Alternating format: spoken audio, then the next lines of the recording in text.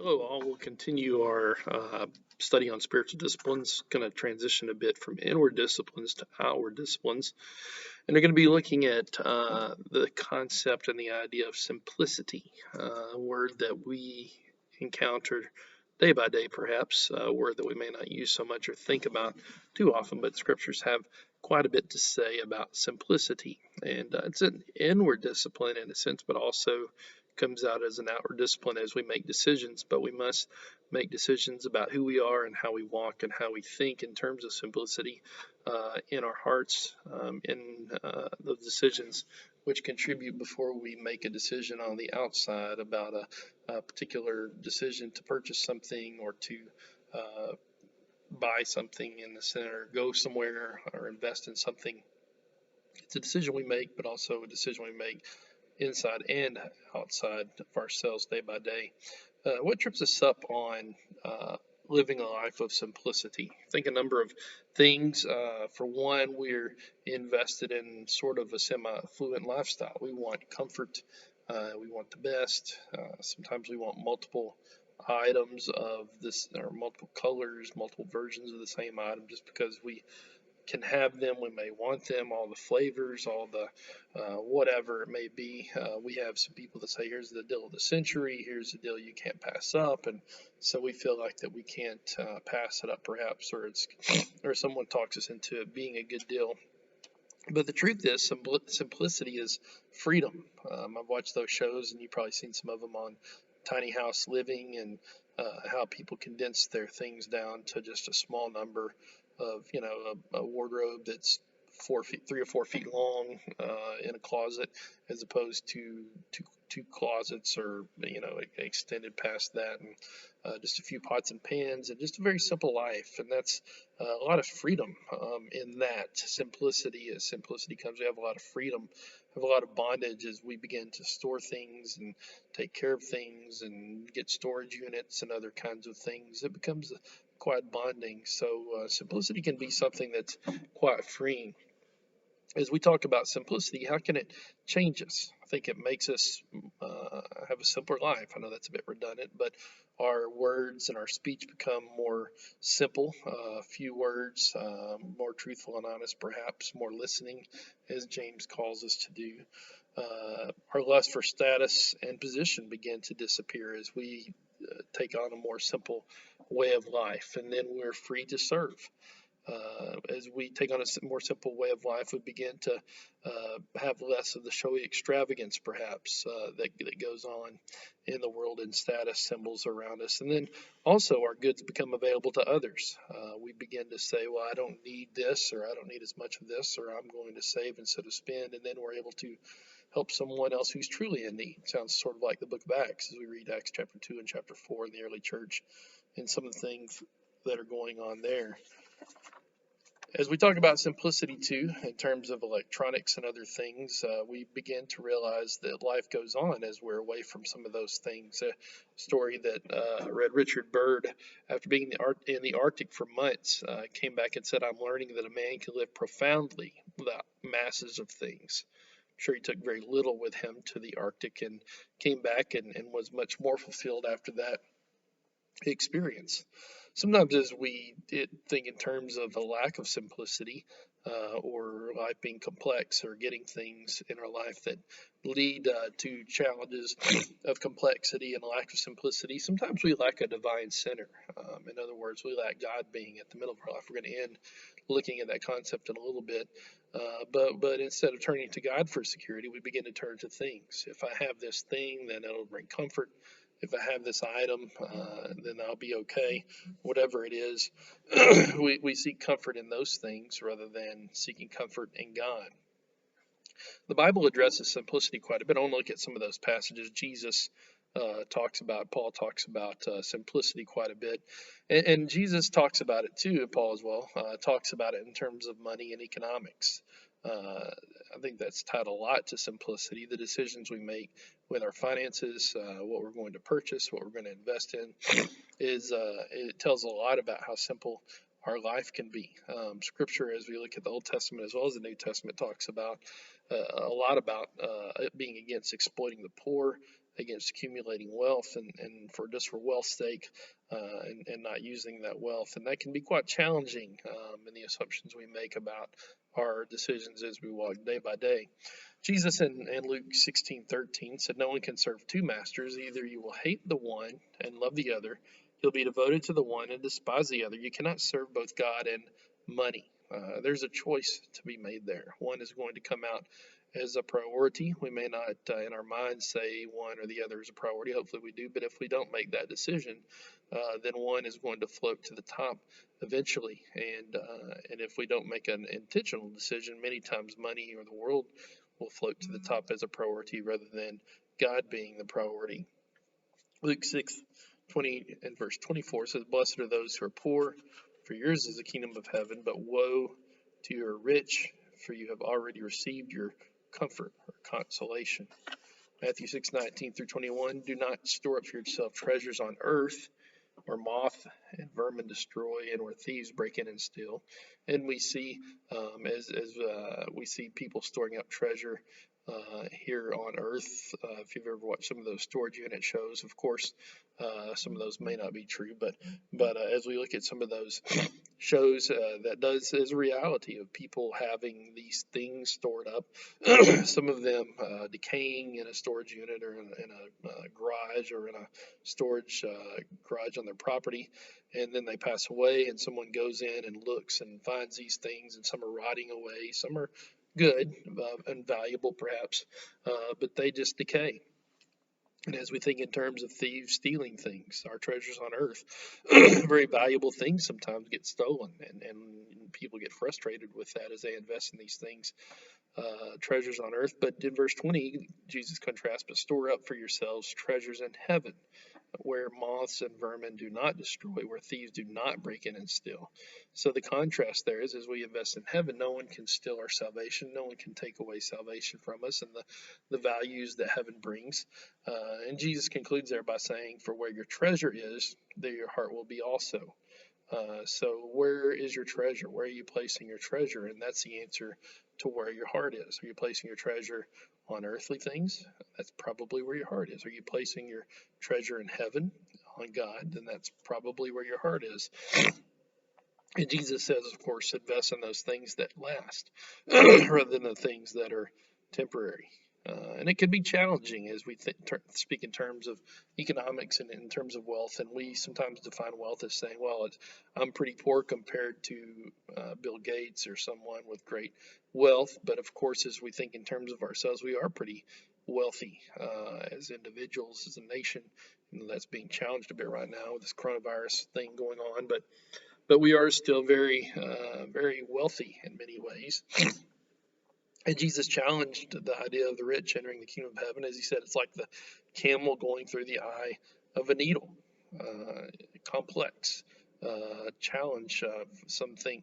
Maybe there was literally a gate called the eye of the needle, and a camel that would try to go through it. It was a very small gate and couldn't do it, or nearly impossible. And some say a camel going through a literal eye of a needle that we put thread through, which is very impossible. But the image there, of course, for Jesus in terms of the rich entering the kingdom of heaven is that it's very challenging situation and circumstances to use our wealth in a godly way, because the world seems to take over that wealth many times. Not to say that it's impossible. I know some wealthy people who use their money in a very spiritual and very godly way, but it's challenging at the same time. Matthew 19:16 through 22, Jesus talked to a rich young man in relation to his possessions and called him to go and sell and give to the poor. And that can be challenging to take some of our things that we're interested in, that we're invested in, and to sell those things. And then the next step, of course, is what? To give it to someone else. Sometimes we may be able to say, well, I'll sell those things and keep the money or keep the resources. But Jesus says, go sell and then give to the poor, to take that next step. Jesus spoke on wealth and how to use it more than perhaps any other social issue of his time, and it penetrates our time today as well as we talk in terms of how we use our wealth and how we treat others. Paul in 1 Timothy 6:9 through 10, he says, those who want to get rich. We see that from time to time today. Those who want to get rich fall into temptation and a trap, and into many foolish and harmful desires that plunge people into ruin and destruction. For the love of money is the root of all kinds of evil. And of course, that's the sort of the distinctive term there. Sometimes we joke and say money's the root of all evil, or you hear in the press or some type of popular communication, money is the root of all evil, and people, oh yeah, money's the root of all evil. Of course, that's not what Paul said. Paul said the love of money is the root of all kinds of evil. And he goes on to expound on that. Some people, eager for money, desiring money, have wandered from the faith and pierced themselves with many griefs and desires for riches and its end. So the temptations that come along with wealth and money are many. So we must be fully aware and fully intentional about how we use our possessions and how we use our wealth, how we use our money. He mentions in 1 Timothy 3, verse 3 and verse 8, elders must not be lovers of money. Deacons must not be greedy for gain. Also, Hebrews 13:5 says, keep your lives free from the love of money and be content with what you have, because God has said, never will I leave you, never will I forsake you. And as we think in terms of simplicity and trying to stay away from amassing wealth, amassing things to help us to seek to be content through those things, the image here in Hebrews 13 is keep away from loving money. Be content with what you have. Maybe it's a little bit, maybe it's average, maybe it's quite a bit, but be content with that. For the comfort comes in not in things, but the comfort comes in that God said, never will I leave you, never will I forsake you. That's where we find our comfort rather than finding our comfort in this wealth of possessions. 1 Timothy 6:17 through 19, Paul says, command those who are rich in this present world not to be arrogant, nor to put their hope in wealth, which is so uncertain. So we see as that is played out today, wealth can be very uncertain. As we've seen the stock market lose about a third of its value, some people are sort of holding their breath or freaking out a little bit. But the truth is that stock market is uncertain. That things that we invested in life are uncertain. The economy is uncertain. It's been fairly healthy at times and fairly challenging at times, but it's uncertain what is truly going to happen with our wealth if we invest in these things. But the contrast there is what? But to put their hope not in wealth, but to put their hope in God, who richly provides us with everything we need for our enjoyment. That's where we truly should put our hope, not in stocks, not in possessions, not in these type of things, but put our hope in God, because He will give us everything we need for our enjoyment. Command those them to do good, to be rich in good deeds, to be generous and willing to share. In this way, they will lay up for themselves treasure for themselves as a firm foundation for the coming age, so that they may take hold of the life that is truly life. Don't trust in wealth, but in God. And if you talk to older people, many times with more experience and more wisdom, many times they will have that idea that the importance of taking hold of life that's truly life. Life isn't truly found in possessions or in money or wealth. They will probably tell you, but in relationships with people, with family, with friends, the relationship with God. That's where true value is found and true wealth is found. And that's what Paul is telling Timothy here. Don't put your hope in the physical wealth, which is uncertain, but put your hope in God and the relationships that come from knowing God and being with God's people, which leads to generosity and sharing. As we seek those things, it's much more simple as we live a life of simplicity. And as we seek it in terms of simplicity, one opposite view of that would say, well, we shouldn't have anything, or we shouldn't have any wealth. And that's not what I'm saying. That's not the idea that scriptures give. We should have adequate material possessions to be able to get through life and to support others as needed. And the Bible doesn't condone extreme asceticism. An ascetic is someone that simply says we shouldn't have anything, and only asceticism is only content whenever things are lacking. But Paul says you shouldn't just go live on a pole at the edge of town and be an ascetic and sell all that you have. But he says what? I've learned to be content in Philippians 4:12. I've learned to be content whatever the circumstances, whether well-fed or hungry, whether lacking or having. I've been learned to be content whatever the circumstances, and that's the message as we look at simplicity. We don't get rid of everything. We don't sell everything. But we do not hoard everything either at the same time and seek to hoard our wealth rather than sharing and giving it to those who are in need. There should be a balance there. Why do we sometimes not like this topic of simplicity? I think it needles us a little bit. It challenges us, speaks against cultural norms of gathering and hoarding. Now, during this coronavirus, hoarding toilet paper seems to be the thing to do. It's difficult to find toilet paper. I have no clue why people are hoarding toilet paper, or what's happening with toilet paper not getting to the shelf at the grocery store. But we think in terms of gathering and hoarding, and it's difficult sometimes to break those habits. To say I'm only content when I have 10 of this thing or 5 of this thing or multiples or every color or every flavor or every kind. I can only be content whenever I have all of these things. Sometimes that's what we're told, and that's what our mind may be conditioned to do. But as we speak in terms of simplicity, it challenges those habits. It challenges that mindset. So it can be a little difficult to do. And many times, as I said earlier, we define simplicity by the things that we choose.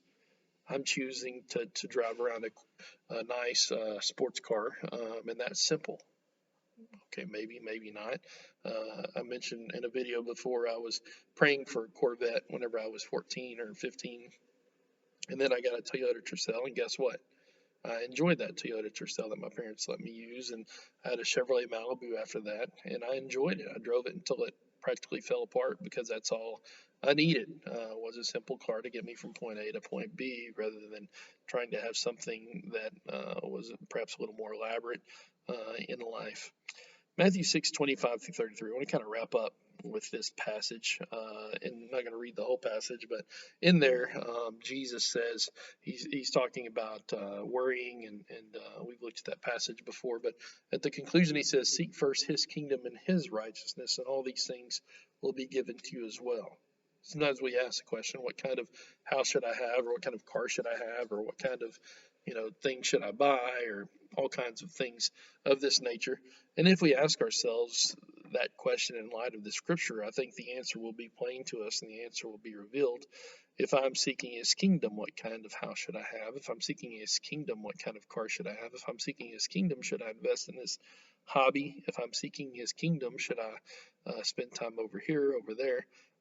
As we begin to ask that question in light of seeking His kingdom first and His righteousness first, will I participate, or should I participate in these things? And I think the answer becomes a bit clearer as we focus on His kingdom. Simplicity becomes a bit easier to focus on and easier to define, and becomes much more of an inner reality. And when simplicity becomes an inner reality, it becomes much more easier to do and natural to do. It'll become a part of us. Simplicity will, as we seek His kingdom first and His righteousness first. And that's the challenge, and that's the encouragement that I want to end with, is that as we go through life, our theme should be to seek His kingdom and His righteousness first.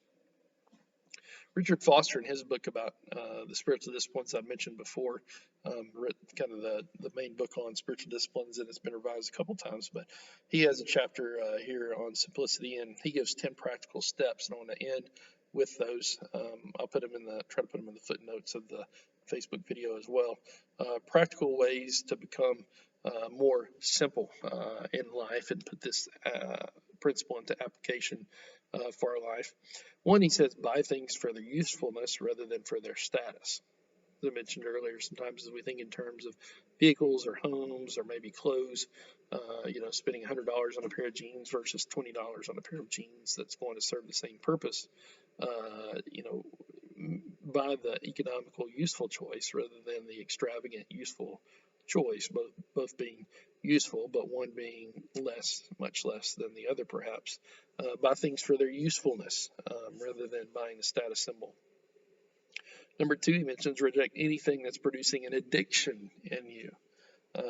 Reject anything that's producing an addiction in you. Could be entertainment, especially in this day and time of online internet gaming, foods, anything that takes away from God, even a good thing, perhaps, can become addictive and take away, make our life more complex and put things before God. Thirdly, he mentions develop a habit of giving things away. There was a Netflix series a bit ago. I watched a few of the episodes. A little Japanese lady, I can't remember her name, but you can Google it and find it. But she would go into people's houses and help them simplify their life. Get rid of clothes they don't need, books they don't need, um, technology, hobbies, just trinkets around their house that they don't need, and simplify their life. And part of that was giving away things, maybe having a garage sale as well, but giving away things to simplify life. Number 4, refuse to be propagandized by the custodians of modern gadgetry, especially in these days of marketing and online marketing and things like that. We think we need that thing that we see on Facebook advertised, or I know whenever we had kids, kids are much younger, we would get toys from grandparents and buy toys, and about once a year or a couple times a year we would go through, and as they would get older and get rid of the old toys, and we would have bags and bags of just plastic toys and just sort of useless toys in some sense, but we would give them to someone that needed them, or to a place that was reselling things and making money for the good of something else. But we would get rid of those things, and it felt good to thin through those things and and simplify. Learn to enjoy things without owning them. Number 5. Learn to enjoy things without owning them. Share things, expensive things, maybe hobbies. Share with a friend. Go to the library and get books. And there's lots of movies these days online, especially with this virus. There's been different museums who put things online, and aquariums. The Atlanta Aquarium or Georgia Aquarium has little dogs walking through looking at fish, and you get to see the fish and the dogs at the same time. But there's all kinds of things online that opens up whole new worlds where you can do things for free and experience things for free. Number 6, develop a deeper appreciation for the creation. As we think can talk in terms of simplicity, as this virus runs out and we're able to go to parks and state parks and things like that and more, learn to enjoy those things. I know our church group has taken canoeing trips before, and you get to go and see creation in a way you don't normally get to see it, and that's enjoyable, just to get away for an afternoon or kind of a long day, to be able to go hiking and boating or canoeing and enjoy nature. Number 7, he mentions look with a healthy skepticism at buy now, pay later schemes. Sometimes, especially in marketing, you don't have to pay it until 2022, or all kinds of, or make payments till then, or it's not due until then, or whatever it may be, and it becomes appealing, and we maybe purchase something that we don't need, or something that later the payments end up getting us instead of being able to pay it off on time. Those can sometimes work against our simplicity.